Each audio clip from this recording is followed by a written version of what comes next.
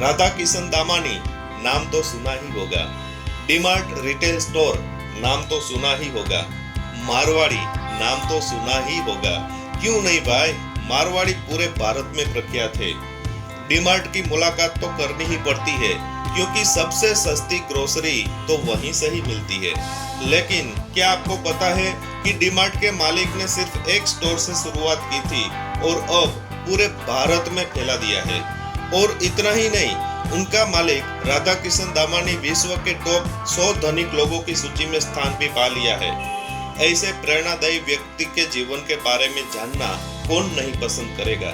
चलो जानते हैं कुछ खटी कुछ मीठी बातें राधा किशन दामानी के बारे में।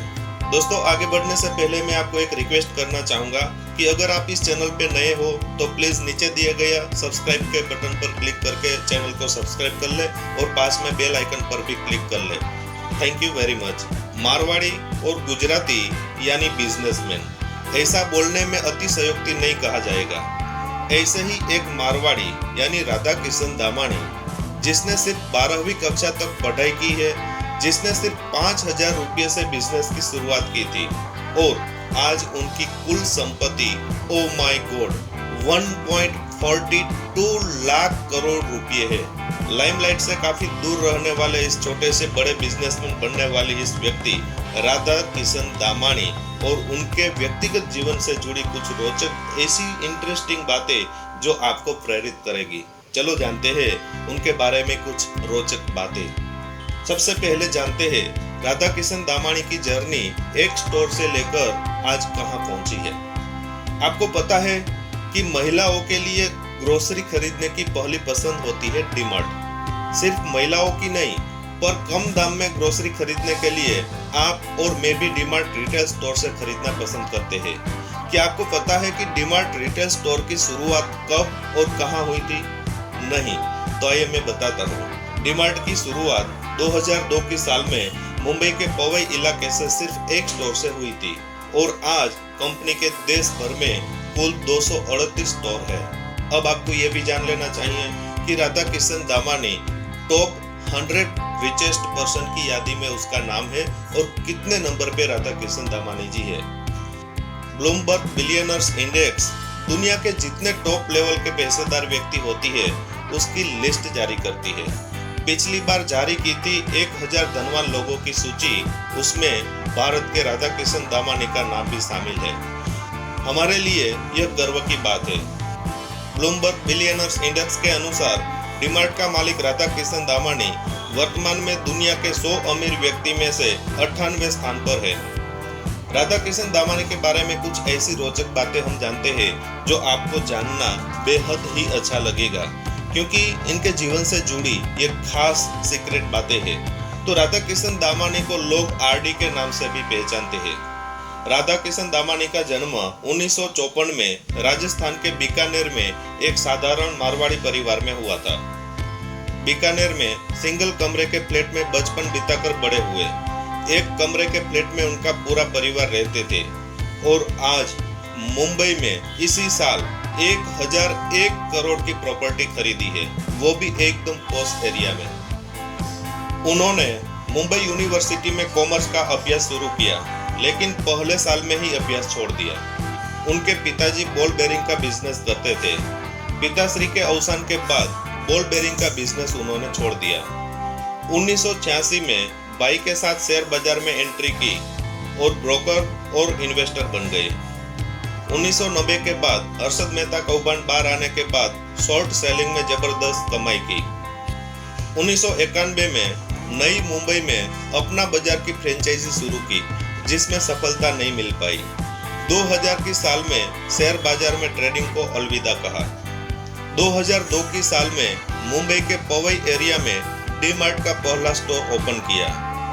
2017 में डीमार्ट की पेरेंट कंपनी एवेन्यू सुपरमार्केट का आईपीओ आया और एक्सचेंज पर लिस्टिंग हुई। 2021 में उसने मुंबई के मालाबार हिल्स एरिया में 1001 करोड़ का घर खरीदा, जो मुंबई की सबसे महंगी प्रॉपर्टी में से एक है। कहां एक कमरे का फ्लैट और कहां 1001 करोड़ का घर। डीमार्ट के शेयर से सिर्फ 4 साल में 12 गुना मुनाफा हुआ है। 2017 में डीमार्ट की मार्केट कैपिटल 39,000 करोड़ रुपए थी। 4 साल में ही यानी 2021 में मार्केट कैपिटल 6 गुनी यानी 2.37 लाख करोड़ हो चुकी है। राधाकृष्ण दामानी ने पीएम केयर फंड में 100 करोड़ रुपए का दान दिया।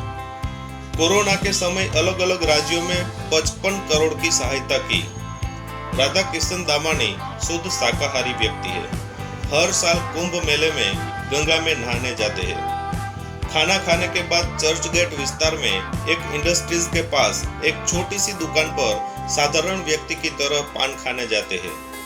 दिन की शुरुआत में उनको लेकर कोई समस्या ना हो, इसी वजह से वो रोज व्हाइट कपड़े पहनते हैं और इसीलिए लोग उसे मिस्टर व्हाइट एंड व्हाइट कहकर बुलाते हैं। बिग बुल राकेश झुनझुनवाला उनके इन्वेस्टमेंट गुरु है।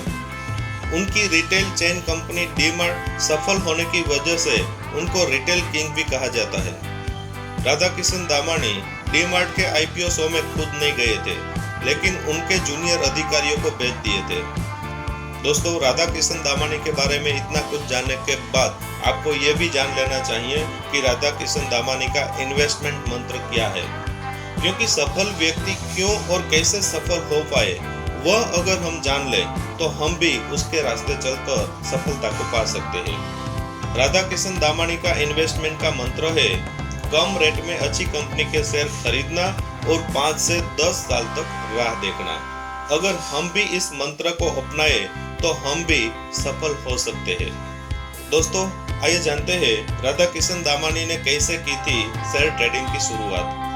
1985-86 में उनके पिता शिव किशन दामानी का अवसान हुआ। उनकी मृत्यु के बाद राधाकिशन जी ने घाटे में चल रहे बॉल बेयरिंग के व्यवसाय को बंद कर दिया। राधाकिशन जी के पिता एक स्टॉक ब्रोकर थे, इसीलिए उन्हें बचपन से ही शेयर बाजार की थोड़ी बहुत समझ थी। उनके भाई गोपी किशन दामानी के साथ मिलकर उन्होंने शेयर बाजार पर फोकस किया। शुरुआत में सिर्फ 5,000 रुपये से निवेश करना शुरू किया और आज वह दुनिया के सबसे अमीर लोगों की सूची में 98वें स्थान पर है। उन्होंने शेयर मार्केट में निवेश कैसे शुरू किया वह भी जान लेते हैं। 1995 में एक निवेशक के तौर पर दामानी के लिए एक अच्छा साल रहा। उस वक्त जब अन्य निवेशक सरकारी बैंकों में निवेश कर रहे थे, तब दामानी ने सस्ते वैल्यूएशन वाली कंपनी में निवेश करके लॉन्ग टर्म स्टे करने का फॉर्मूला अपनाते हुए HDFC बैंक के आईपीओ में निवेश किया। इससे उन्हें बहुत अच्छा मुनाफा हुआ। उनके पास ज्यादा निवेश करने के लिए ज्यादा फंड नहीं होने की वजह से भी शायद कम वैल्यू वाले शेयर में निवेश किया होगा, लेकिन उनकी यह फॉर्मूला काम कर गई। माना जाता है कि हर्षद मेहता के घोटाले के बाद दामानी ने भारी मुनाफा कमाया था। उन्होंने 1992 के हर्षद मेहता कांड को भी देखा है।